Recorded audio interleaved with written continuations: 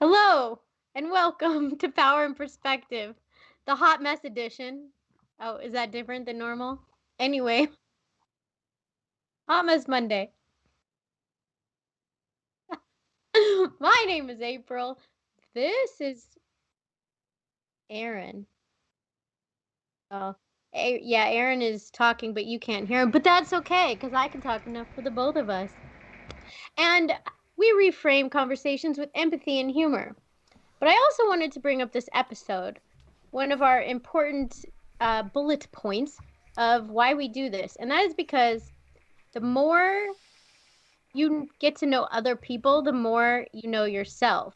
So something super interesting to do is reflect on your thoughts and be aware of your what the episode brings up inside of you to learn more about yourself.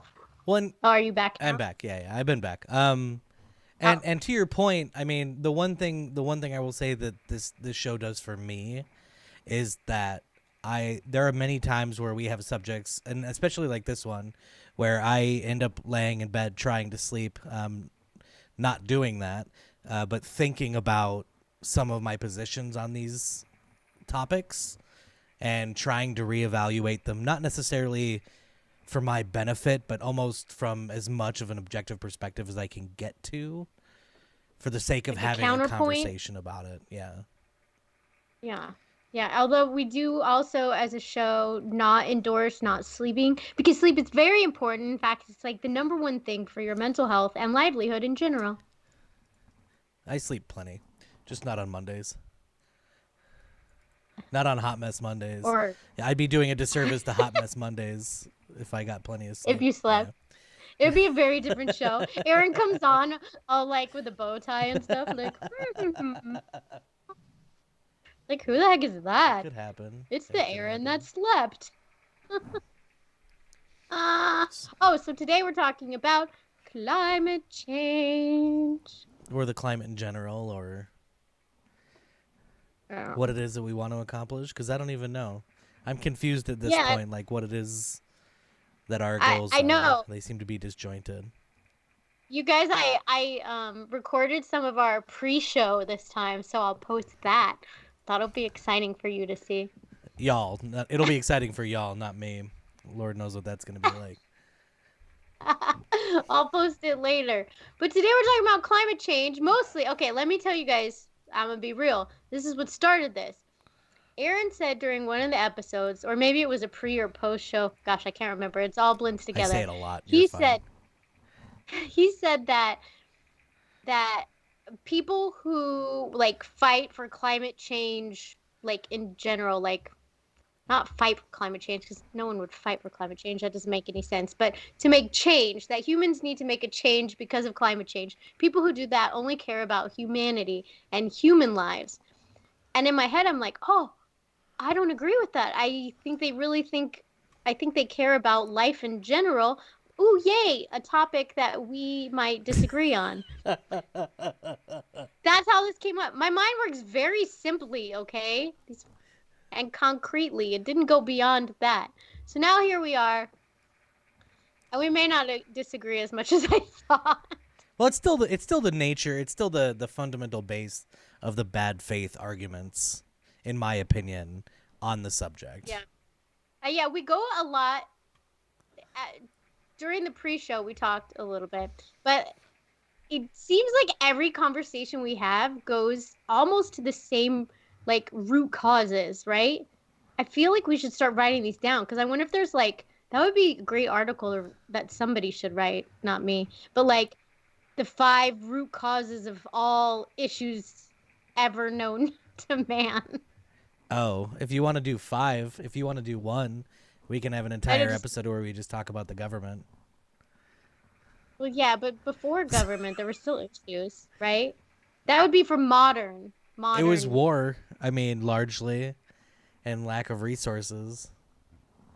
Oh, so are you saying the government is beneficial because they provide No, globalization has done that more than governance.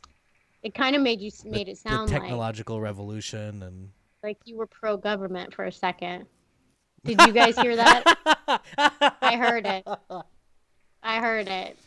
You should write that dissertation about how I'm pro-government. I would read it. I could fight any side. I really feel like I could. I'll start a TikTok just so I can review that dissertation on TikTok in like 45 segments. I don't know what the TikTok limits are. I've been thinking of starting a TikTok. Do y'all have TikToks? I look out there like you guys are an audience out there. Like, do y'all have TikToks? She has super bright lights like right in her face, so like she's on stage and can't see the audience. It's a whole mental thing. Yeah, that's how I mentally view you guys. Like, hello out there. Hello. So climate change. Should we start with Aaron? Do you think... I feel even dumb asking this, but this is... I made my students talk about this last week, right? And the first question that was asked to them is climate change real? Do you believe the climate is actually changing? Well, it always is, yes. So I asked you that. Yeah, it's not the important question. The important question is to what extent does humanity have impact on that natural process? You can't jump. You can't jump. Oh, yes. Okay. And that was my next question. Yes, it is happening. Are humans causing climate change? The planet rotates. Sometimes it's closer to the sun than others. But not everybody realizes that. You say that like it's like flippantly, but coming from a place where I talk to many different people, different kinds of people, and when I say people, I mean children, but that's not the point. Not everybody knows that the climate naturally changes. It does. But it does. Yeah. I'm just saying. Not everybody knows that. So, climate naturally changes. So, Aaron, do you think humans are expediting? No. Amplifying?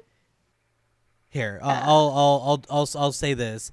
It is impossible to deny that our existence on the planet and our activities have zero impact on the natural cycles of the Earth.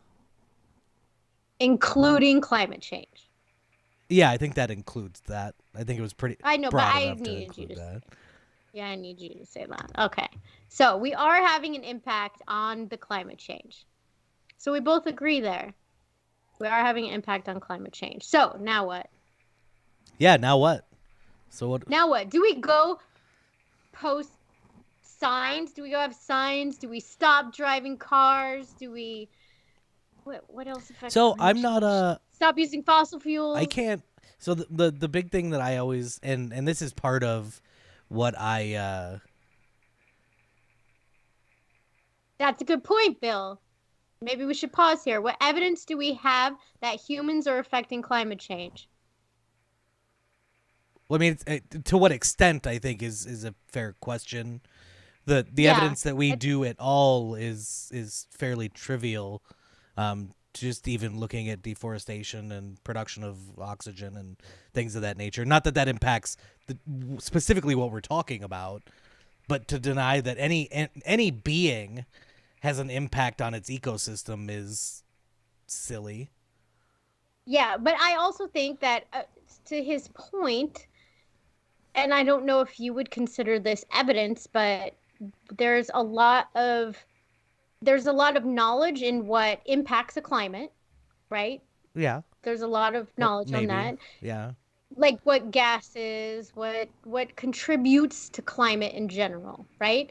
And there's a lot of knowledge on it's basically gases, right? That are That's the the argument. gases. Yeah. The argument is the gases that we produce in our activities are affecting that climate. And I know there's a lot of small scale studies on, for example, what methane can do to temperature or what things like that. So, I mean, there could be a small debate on if humans are impacting climate at all. Now, I think, like you said, it's to what degree Yeah. I would be the bigger argument, I think. And Not that it'd be they definitely are. more fun. And this is what the news is missing is and sometimes it's not, but it'd be much more fun to have a discussion about the impact of large scale cattle ranching than fossil fuels. I mean, as far as Oh, impact goes, because it's much more concrete and less necessary to a large extent. yeah, and it's all about fun conversations, really. So, so as we But should. no, I mean any entity has an impact on its ecosystem, without question, every single time. The nature of it, positive or negative or whatever else, because I mean you could argue that, like we were discussing, when a predator is introduced to an ecosystem, inevitably there will be species that go extinct. As humanity, we view extinction negatively. We have an inherent negative bias to extinction, right? Of species. But if it's natural, is that really positive or negative if they're developing more equipped, better species and a development of the ecosystem? Is it development? Like, at what point are we talking about like ecostasis and what is beneficial to ecostasis? And that's kind of the point that Bill is bringing up. Absolutely, volcanoes have an impact on and natural processes. 100%. There has always been climate change, right? Yeah. But again, evidence shows that it might be changing more quickly. I think that also there are what are the negative impact of climate change? So for a long time, what Why I do we think care? about is our natural progression towards, and if you want to look back at the damn film, what is the film that came as a result of the Inconvenient Truth? Yeah. And it was the ice movie. Everything's covered in ice, blah, blah, blah, blah, blah. So naturally, I think about the cycle, right? We have warming cycles and cooling cycles, and we get to what causes ice ages. I thought that I had a fundamental misunderstanding based on the research that I've done now that that it was just simply a natural occurrence that warming and cooling cycles happen. Where I found out that ice ages are largely caused by tectonic shifts and the way that the poles have availability to the water mass at large.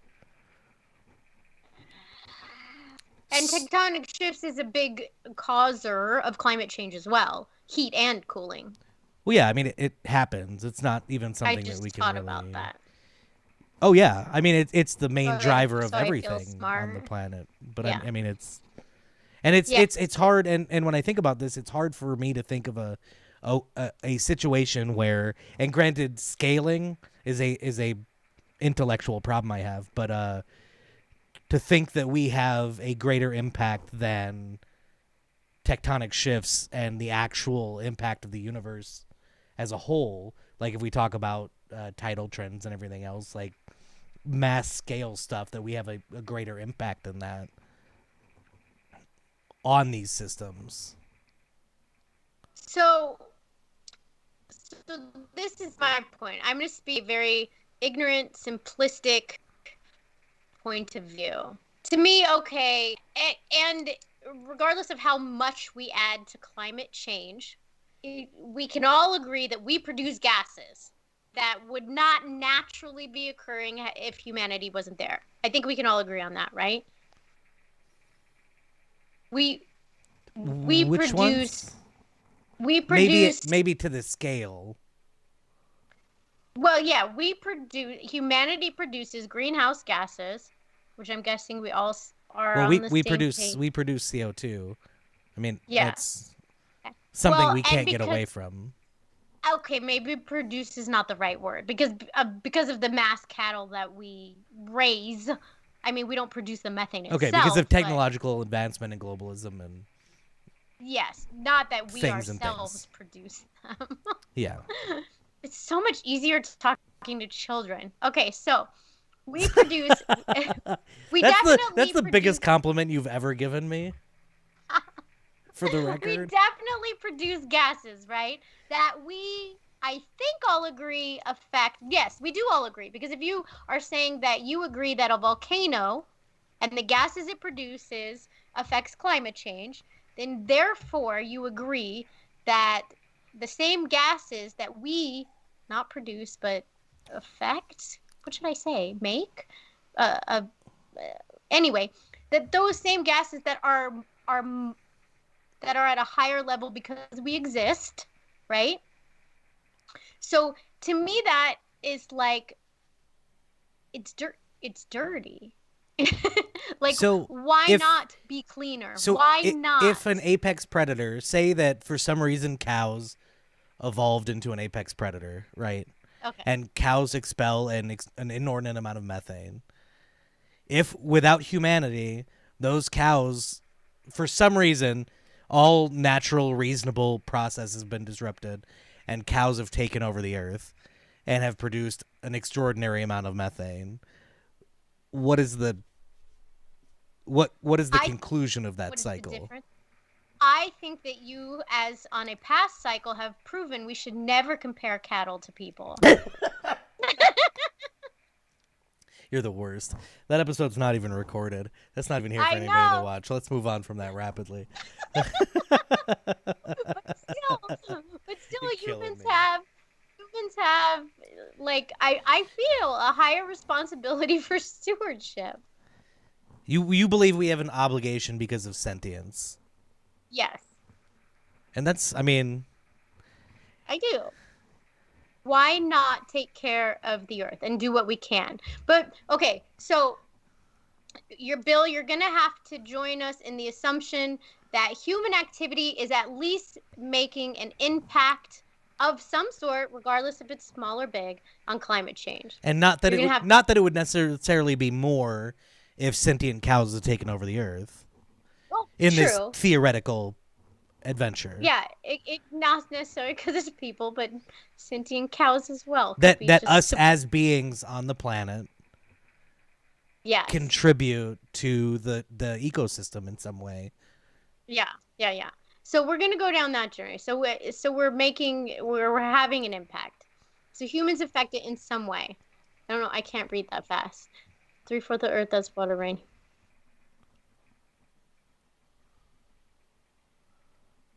Oh, I don't know what that says. Okay. We're going to have to agree to disagree on that point so that we can continue. It might be agreeing to agreeing. It's very confusing. I know, yeah, that's why I can't read it and understand it fast enough. But so moving on. So what people do? What do? They're like, Biden just agreed to spend $500 billion or something on climate policies. Like, we're gonna what are they gonna do? So I think it's important to look at when you think about these policies and you think about social media and things, who are the targets? Like the advocates, the climate advocates, as I'm sure they'd call themselves. What are they doing in their tweets? Who are they targeting? I think they're targeting and protesting like fossil fuel companies, coal companies, right? I disagree. I think they're targeting consumers largely. I think they're trying to shame people for driving I could see that. gas vehicles and flying, and especially airplanes. There seems to be a large push against flight. Yeah. So, but where does the money that the government is setting aside go? That I don't fucking know. If you can answer that about literally anything, I will throw you a party, and it will be a party the likes of which you've never seen. Okay, so there's this money. First of all, I think they do it. I think political parties do it because it makes them look good, right? You want to know what the IMF found? The IMF the International Monetary Fund found that direct and indirect subsidies for coal, oil, and gas in the U.S. reached $649 billion in 2015. And at the time, Pentagon spending was $599 billion. Holy crap. And this, to me, is the problem. So, in my view, right? My view is we should always want to strive to do better and be better, right? And that's how I look at it. And so we know that if something's cleaner, right? If something's cleaner, we should like work towards it. But I think the money is going to coal industries. Like here, research better ways of doing this. Yeah. Instead of going to ways to make cleaner technology more affordable. Well, if we could take a step back, like I think we should get to that.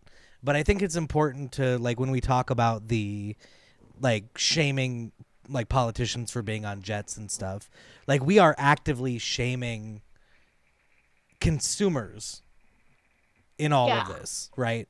Like there is an active shame of consumers as far as climate change goes. And to what extent do consumers actually have an impact? Like if I think this is all an we could, environmentalist issue. Yes, I agree. It's a misdirection. It's a poor direction, and it's something that whenever I see an article and you're gonna roll your eyes as we discussed, but anytime I see something reposted from Greta Thunberg, it's very, very anti-consumer. When consumers don't, I mean, fundamentally consumers drive things in a free market society, but I think it'd be reasonable to argue that we don't live in a free market society based on the amount of spending that we discussed on fossil fuels in the United States. Yeah, so I didn't understand everything that you said about free market and stuff like that. But I do think that in general, environmentalists attack consumers because they think that's where they'll have the biggest change. Yeah. And they're not wrong. Yeah. They're not wrong, because what would it do to attack the soda companies? Well, Nobody and shame is a valuable tool. There's a study that was done. I don't know if you're familiar with the book Freakonomics. Yes. Oh, I read that book. Okay, so you remember the study that was done with was it daycare or after school care or whatever it was, where parents were showing up late, and they started charging parents, and parents went, "Oh, there's a cost, so it's okay for me to be late." It wasn't until they started actively shaming those parents where they considered the thoughts of their peers, right? That they started actually showing up on time and picking up their children, and you didn't have to worry about the fees and extra things. And I think that what we could take away from that is that when it's a personal choice in these instances, that it's very easy for shame to work on a consumer level, right? Mass vaccines. But we're not talking about that, because if you go to buy a car, and there's a good chance if you're a person in the country, you can't afford an electric vehicle at this juncture. And I mean, that's including maintenance and everything else, and $3,000 to $5,000 battery changes and everything else. Yeah, and solar power is not efficient. Sold. Well, it's not effective. Yeah. Yeah, it's like super not efficient. And Bill, I was talking about against soda companies for plastic consumption was more my thought, but that's always where my head goes. Not plastic consumption, production. I guess they consume it too. I would assume Coke workers drink Coke. I was thinking more of plastic production. They probably drink Coke because they're given stock options. Yeah, but also, I just got distracted by this. Well, and to your point, I mean, the important part of the point that you just made about wind power and solar power is that fundamentally speaking, and we'll get to this a little more in depth later on. I want to bring it back up, but storing electricity is prohibitively expensive. Yes, and as we all generally know, the sun is not out at night. I think. Yeah. I hope we all know that. And that it's not always windy. Not everybody lives in the Las Vegas Valley and has disc golf as a hobby where it's always windy. Would you say, though, that it is not it's cost prohibitive with our current technology? Oh, I mean, possibly. That's not anything I could speak on. Battery technology has developed in ways you can't even imagine in the past 5-10 years. And the way we use lithium and lithium polymer batteries and things of that nature, like there's no comparison to say that we haven't developed in electrical storage. Yeah.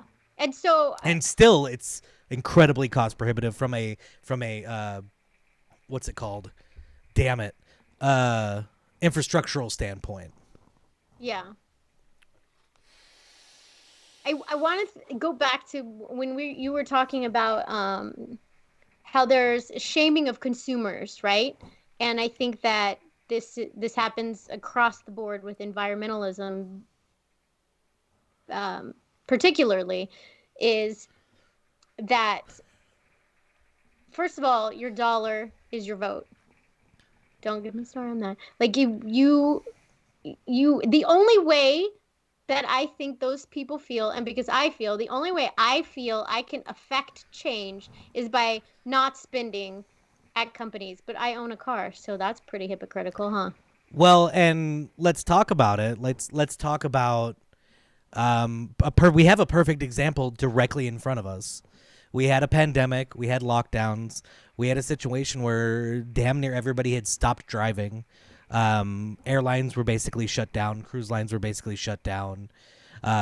That's where we existed. What is it? 2 years ago now. Hurts my brain to even think about. Right. And as a result, in the CARES Act, $25 billion was allocated to airlines to make sure they didn't go out of business. Yeah. So if we all boycotted airlines for a reasonable period of time, because part of our globalist world that we live in, international travel is, national and international travel is important for freight, for everything else, and they will prop up those businesses. And as someone who's easily environmentally shamed, just admittedly, glad we got that out of the way. I struggle with these decisions. Like, I want to travel, but also I am aware of the impact of planes. So there's a guy that I super value, Bjorn Lomborg. That is his name, Bjorn Lomborg. And his point of view, Okay, as I say that, I think maybe I like his point of view because it makes me feel better. But I think it's also valid. I do also think it's a valid point that yes, climate change is real. Yes, humans are having an impact on said climate change, but it's not alarmist. It's not the end of the world stake that everybody puts in it, right? Yeah. What do you think of that, Bill? It's Well, that it's well, I happening. mean, if you look historically speaking, if you look from a technological standpoint, we have created more and efficiency is what we're talking about. Efficiency is Yes. good in this instance, right? Um, Efficiency is good, and over the history of our technological advancement, all we've done is create more efficient ways to use the fuels that we have available to us. That's what business has done because it's advantageous. Like the catalytic converter. Yes. I know things, people. I did research. It happened to be right before the show, but in the 50s, LA's pollution was super high, right? And let's be real, this pollution that we are creating is not only affecting climate, but it is affecting our health as well. Right? We can agree to that. I don't know what we can agree on anymore. But let's just go under that presumption. If you use LA as an example, I think that's fair. Okay. So far as air quality goes, they were given money to make their way of to make things cleaner, to clean up something. But their way was to make the catalytic converter, which was just a more clean way, a cleaner way to use fossil fuels. Yeah. So I think that possibly is where the money is going. When Biden says $500 billion. And that was a government program, the catalytic converter? Aaron, all things. I'll just warn you right now, for the perpetuity of the show, anytime you say anything positive, I will ask you if it was a government program or if it was done by business. I don't know. People, I can only fit so many facts in my brain. People who watch this show probably think I'm so dumb. I do know the English language. And I do know things.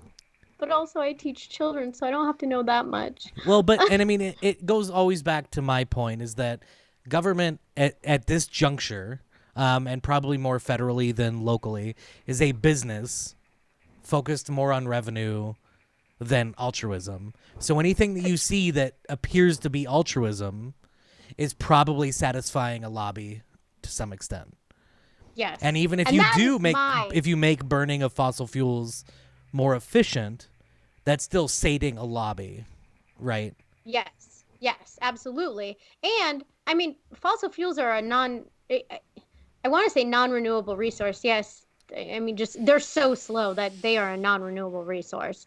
Like eventually, in theory, they will not be around at some point. So it's beneficial for us to figure out something that is efficient. So Bjorn Lomborg, I think I'm saying that right. His preposition is that all this money that we're taking and giving to the fuel companies, why don't we put it into research to make cleaner energy more cost effective? But who are we giving that money to?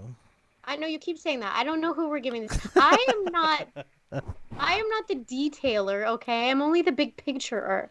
But I don't think that any of us can disagree. I don't think that making cleaner energy is nice. Well, I asked that question with and always I will ask that question with a very specific intent. And that is that if we look back, does government do a better job at making things more efficient and more technologically advanced than business does? Do they have a larger incentive to do that than business does? And then I go under the argument that business is government. Big business. Any money that any business the government would give money to is big business. Yeah. Which, i.e., is therefore government. Yeah. Well, and to Bill's point about electric vehicles producing ozone, they also largely run on fossil fuels. They're being mostly run on burning coal. So, They're hybrid. No, but I Oh, mean but you mean charging because they're better is because charged by. Yeah. because the Yeah. grid is in the same place, so it doesn't hardly matter either way. That electric vehicles are Exactly. not better right now than running a gas vehicle. Yeah. And exactly what we're talking about, right? It's only made to look good and to uh, almost be like shamed into, and like, you're environmentalist if you drive this, but really in reality it's nothing better Well, and than what we already if have. we actually had electric vehicles and we all ran on nuclear power, say, I know then you're all about the nuclear power. oh, I'm all about nuclear power. Absolutely, 100%. And if that was the case, would that be better though? I don't know what your position is on nuclear. Well, I don't know enough about nuclear to have a position, even though I literally taught this people, but like 15 years ago. But Well, you know, and you so understand how half-lives work and nuclear waste and hundreds of thousands, or yes. not So hundreds of thousands of years that these radioactive materials will remain active, and then we have, and then especially what do being we a do with them? Nevadan, you Yeah. should understand talking about So what was the name they of it? produce What was the name of that? Yucca Mountain. Yeah, thank you. Yeah, Did you in say that whole that? thing. I reminded you Yeah. of a word. Yeah, like, so the downfall of nuclear power. Again, to me this all goes back to, we have a lot of options out there, none of them super efficient, and or we have like made a solution to, for example, the byproducts of, right? Yeah. Like, so why not take that money that we're stopping things or like pretending to do something and give it to research? And that's Bjorn Lomborg's position, is that it should be going into research and just how to make things cleaner, better, more efficient for not only the earth, but for life in general. And Again, I don't know how you could be against that. I don't disagree. Well, we have a fundamental disagreement there where the difference is taking away money from business to fund this research, or leaving that money with the business who has more of an incentive to actually produce results from that research. And so this is where I think that, I mean, let's be real. I'm in Bunny Fairyland right now. Like, this could never happen. Like, that's where I live most of my life, in Bunny Fairyland. But you take this money and you give it to companies that do have an incentive, for example. So you're choosing so- who has an incentive. You're picking the winners of these industrial competitions, essentially. And who are So, you going to but you- pick? Are you going to pick the people who are giving you more money and have more I just mean- lobbyists? No, that's because I live in Bunny Fairyland as a politician. And I go with my heart. I'm just saying, like, I feel like I'm fighting for the rights of clean energy. Give clean energy a chance. Give them the money to grow and thrive and be sustainable as an industry, and actually be something that has actual results and not just fake appearance like results. Because I agree that electric cars are not an answer by any They means. could be at some point in the future. I mean, right now, like. Well, as that's how they are right technology now. works. Like, that's how things happen. That's what, and that's Yeah, what. but That's why funding we makes have things the happen word faster. innovation. Yeah, but funding makes things happen faster. Yeah, and businesses gain funding from having clients and people willing to take on those risks. The risks involved in owning a Tesla, for instance. Oh, so we need to support. Oh, this is a good thought, though, that you just made. I don't know if you know you made it. Buying an electric car, even though I know that it's not really any more efficient, or not efficient, any more climate friendly, let's just Yeah, say, in our than, moment. than my gas car. But it does fund the electric company to have more money to put more research into making their car more efficient. Yeah, potentially. I mean, that's how everything works. Yeah, that's how business works. That should be the argument then. That's should my be the argument. sign-. That's why we No, shouldn't. not your argument. That's why we shouldn't I'm pass talking the about- money through the government.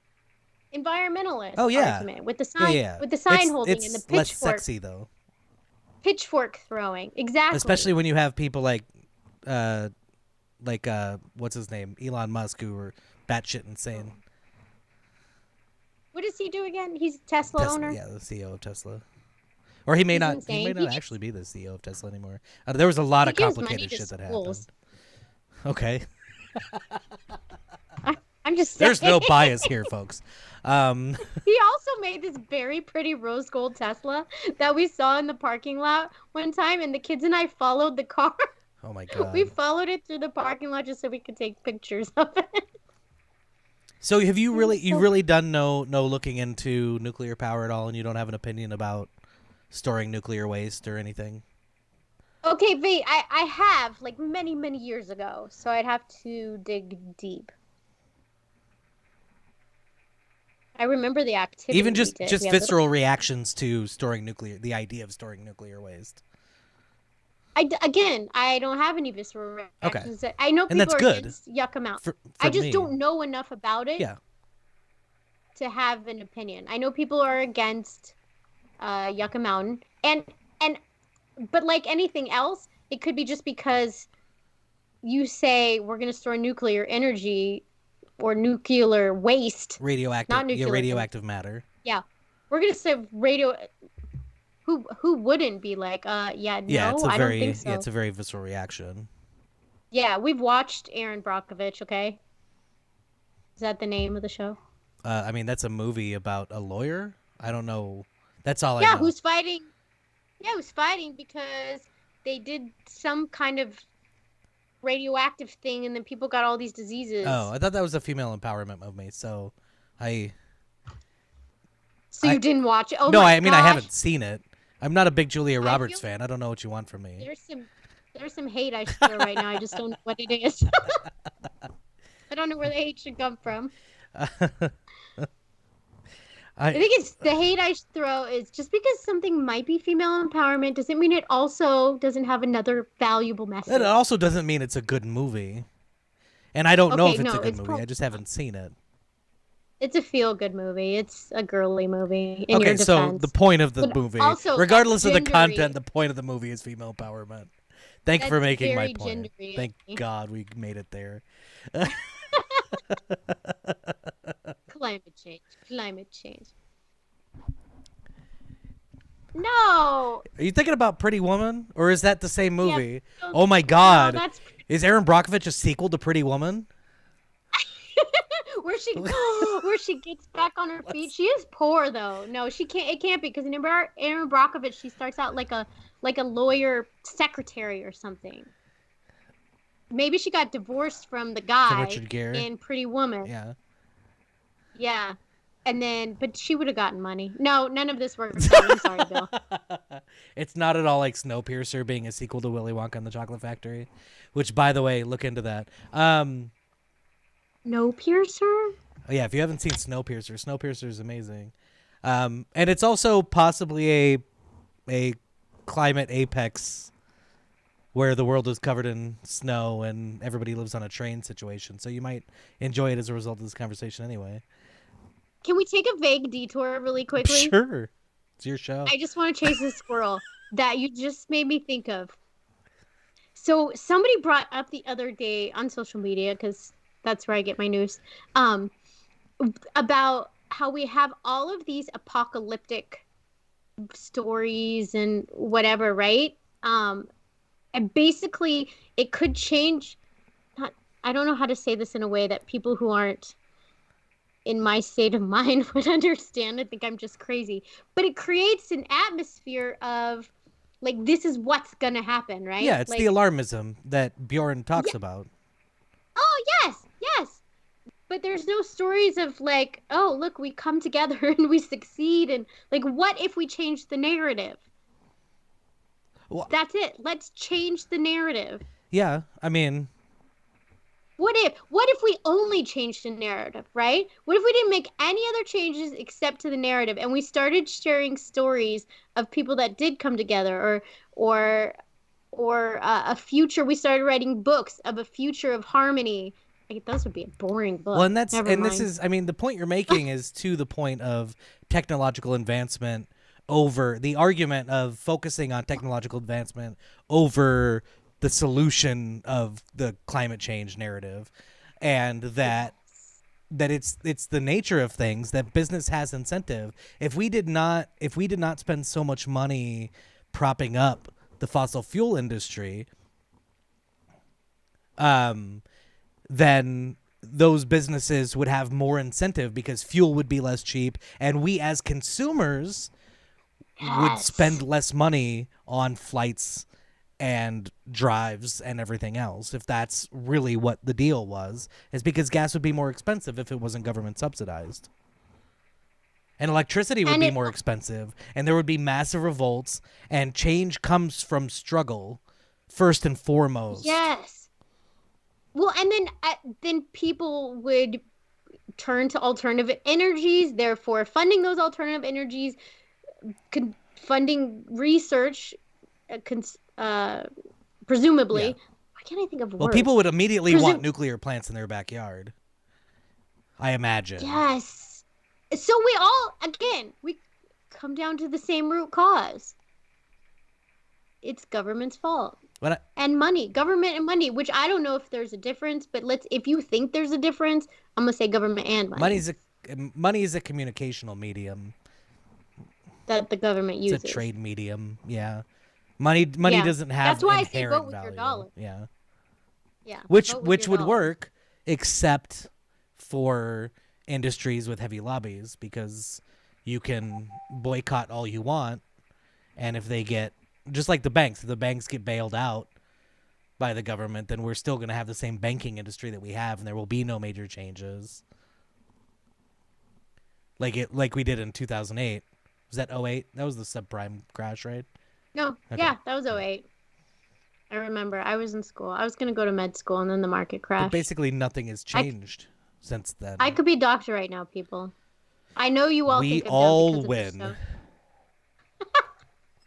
I'm not. That's why the whole thing happened, is to keep you from becoming a doctor. The universe was like, no. No, but I was really hoping that you had a very anti-nuclear stance. I don't, because I don't know enough about it. And that's fair. And I mean, I suggest you look into it, and specifically like now, and everybody watching, I suspect, or now I'm losing words. Thank you. I would recommend you look into what they're doing with thorium salt reactors, which I'm pretty sure are not government funded projects and are not widely accepted projects, but they produce significantly less waste with items that have significantly lower half-lives, so they exist as radioactive mass for a shorter amount of time. But the important part in the thorium salt reactor for me is that we're storing we're not storing electrical energy. We're storing thermal energy, which is something that we've developed much better strategies for and cheaper strategies for in our society. Does that make sense? Where we can keep things insulated for a far cheaper than we can keep electricity stored. And normally I'm the optimist of the show, but you say all this and I'm like, it doesn't matter because they'll never have the footing to get off the ground. Well, and that's the point, is that you keep fighting in those industries, and these are not industries that are generally government funded who are coming up with these new technologies, and this is a reason to become a billionaire, so I can fund these companies. A billionaire anarchist, just for so if everybody sends me $1 in the whole world. Then you can fund. I mean, if you look at what we have in Central Nevada, and I don't know if you know about this. So when we talk about solar and we talk about photovoltaic cells and the inefficiency of photovoltaic cells, what they did in Central Nevada is they built a solar plant. And basically it's a plant of, and there's environmental risk and everything else. Birds die all the time. It's crazy. But really, how many birds? They are, I don't understand. Like birds die. Birds fly into freaking windows. Are we going to take all windows away? Yeah. Well, I mean, I don't necessarily believe in birds, but It's fine. They're all government drones. Don't or do Google that. Please Google that. Lives. Birds are all government drones. But what they do is that it's basically a giant mirror setup, and it's a salt reactor that's powered by solar. So they redirect the energy, the solar rays, into a central location to create molten salt, and then the molten salt is stored in, and I think it's 48 hours at least minimum that they can store this heat. Which, if you think about the grid and the problems that you have with solar and wind, and you talk about the disruptions between them, right? Because that's what we're talking about, is how do you power the grid when there's no sun? And the short answer is batteries. The long answer is coal, right? So if you have these alternative solutions like storing thermal energy as opposed to storing electrical energy, you can do it more efficiently and more cost effectively and have these resources.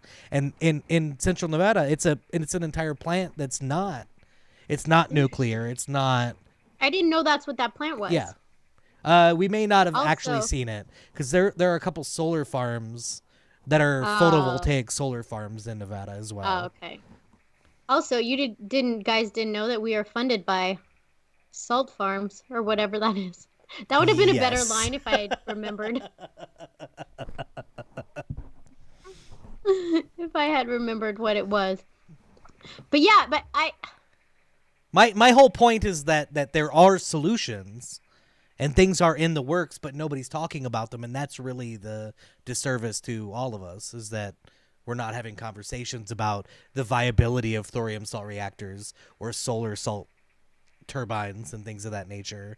And that's the argument, is that instead of saying turn your lights off when you leave the room, well, I say that because it costs me money too, but well, even if you look at that as far as electricity usage, going from incandescent bulbs to LED bulbs, like, we as a society are using such a fraction of the electricity that we've used in the past on lighting.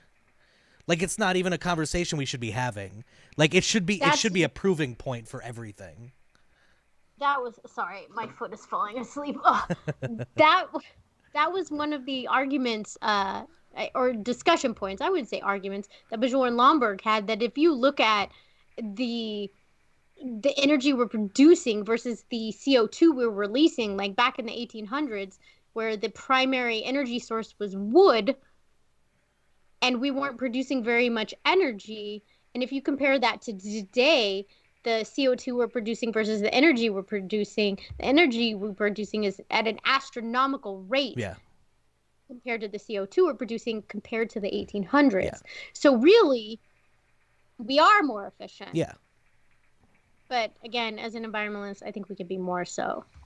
Well, and also it's worth stating to Bill's 16 Bill's million, freezing out Charlie, his wife to save the world. Is that thorium salt reactors are also safer and less prone to meltdown because of the way they work. I am not an expert. Please Google it. There are a lot of resources. There are a lot of people pimping thorium salt reactors right now, whether that's the right way to go or not. But to your point is that we as a society over time, and this is why I hate the climate debate from jump, is that it doesn't matter. We've been making the correct decisions, and we've been making strides in the correct direction without even that as a consideration, because we want more effective energy and more efficient energy for all of those reasons, for financial reasons. In spite of the government. Yeah, in spite of everything, yeah. This feels like deja vu. I feel like we've had the same ending to another episode that was on a totally different topic, but like the same ending. I mean, this is my conclusion to all things. If you get the government out of it, we will all live better lives. Yeah. And that we are moving in the right direction. Yeah. And people just don't see it because of media and the government. What was I going to say about me? Sensationalism.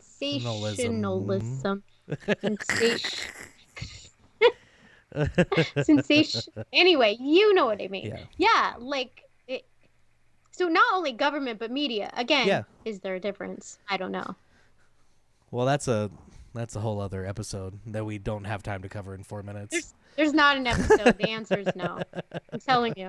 There's no other perspective than mine. Well, I mean, it's how things work, historically speaking, in tyrannical societies. Is that the media is used as an arm of the government? I mean, I'm not going to say that that's where we are, because we have competing viewpoints in our media, and it's not like crushed. I mean, we're not China. Yeah. Yeah. Yeah, we're not China. People aren't being arrested for dissenting viewpoints. Or it's not Australia, where you're being arrested for posting things on Facebook. I do not know these things. Oh, It's yeah. not shared on my Facebook news. Oh, yeah. Australia's not a great place if you're a dissenter. Really? Yeah. That's a good question. What is the the best dissenter country? You live in it. Oh, really? Yeah, we live in So there we you live go. in the greatest country in the world. And I am under For no all- illusions. I mean, everybody hears me talk shit, right, about our government. And I've had people that I know who I disagree with who tell me that I'm the most patriotic person they've met. Despite all of my awful, terrible things I have to say about our country. I've been struggling with this lately, that with my not realizations of the government, but I've been having some mind shifts regarding even things like the military and war and blah blah blah. So that's why I always said, like, even my I feel like I had hardcore patriotism, but also we suck. And it's okay to say that, and you can still be patriotic. And you can also not Be be. psychotic. You can also understand the difference between patriotism and nationalism, and still recognize the value of other nations without it impacting the way that you view your own country. Nation. But there's Yeah. a reason people. same with There's a reason people everything. flee to the United States. Yeah. There's a fundamental reason, and Yeah. those reasons are going away over time. Yes. And it's something we should be diligent about. But I mean, What that's about Canada? Although your neighbors tell on you in Canada, Well, they're tattletales. and people talk about Canada, but there's a lot about Canada that's very similar to the U.S. There's a lot of racism against native cultures and stuff in Canada. Like, there's a lot of stuff to look into before you jump to snap conclusions. That Canada is better. That I'm moving to Canada if somebody gets elected. Well, and if you're white, it's fine. I mean, it'll probably be fine. Just like if you want to move to the U.S. and you're white, it's fine. Like, it's not isolated, and it's not. And as we've discussed, I mean, we still haven't had the war on poverty episode yet, where that's coming. we It's talk like about the nature of racism in the U.S. and really where we are. It's the longest lead up ever. Maybe we should put it on the schedule. There is a gap on our calendar. There is before the 24th next week. Or are we at the time to talk about next should, week? yeah. Next week is Tiny house living. House living. Yeah. House living. There will be literal fireworks inside of April's house during this episode. This might come up too. Climate might come up. Environmentalism might come up. Also, depression will come up. And the number of people that cease tiny house living as a result of depression and mental health issues. What? Stop yourself. Aaron ruins everything. I live in balance. What do you want? Let's have an episode where you destroy Disneyland as well, okay? Oh, Oh, that's easy. Have you heard of China? No, let's not look. I like to turn a blind eye to all things Disney. Yeah, that's why Don't tell me we'll facts. never do that, but everybody should know that that's agendized, the fact that we're never going to have a Disney episode. Yeah, that is definitely for a reason. So next week we're going to have a guest. Who's our guest? Where are they from? What do they live in a van, right? Or a bus? No, they built a tiny. No, they had a bus. They revamped a bus. They're currently building while living in the bus. They bought 3 acres and they're building a new tiny house on that land. Okay. So they're like expert tiny housers. Okay. It'll be great to talk about the good intentions of government too, and why restricting the size of houses for the sake of people and not supporting slumlords and all that has crushed ruined tiny house. crushed Yes. the idea of tiny house living. Yeah. especially in Nevada. Yeah. They're not from Nevada. It's a lot of places, but yeah, Nevada is also very I only bad. know Nevada because it pisses me off. Yeah. Yeah. And did you know it's illegal? Well, illegal not to have an address. Like if I just wanted to live van life, it's illegal not to have an address. Yeah. Well, I mean, they can't ID you. They can't. I can have a PO box, or you can't find me. Yeah. I mean, there's plenty of reasons if you think of it from a governmental perspective. Well, It only makes sense. But I have the right. I should have the right to live in a van if I want to live in a van. If I'm paying as I go, it's not like van life means like I'm parking on side streets all the time. Yeah, but if you commit a crime, how are they going to find you? Follow my van. Look for the license. Like, I still have to be plate. registered, I guess. Yeah. It's a complicated thing. As from a law enforcement perspective, mobile living is a very complicated thing that we still have to address, and it has to be addressed. Yes, and law enforcement has to be addressed as well. That's a whole other thing. Yeah, that's so many things. Guys, we've just mentioned like 20 episodes right here. So join us in January 2022. yeah, and let us know which of those you really want to hear about so that we can prioritize them. But yeah, we'll thank you guys for hanging out. Please share with everybody you know. We want to have more people in here share their perspectives, so we can have people disagreeing with us, so we can address very specific things about that. And we'll see you next week for Tiny House Living. And in the meantime, have meaningful conversations. Thank you for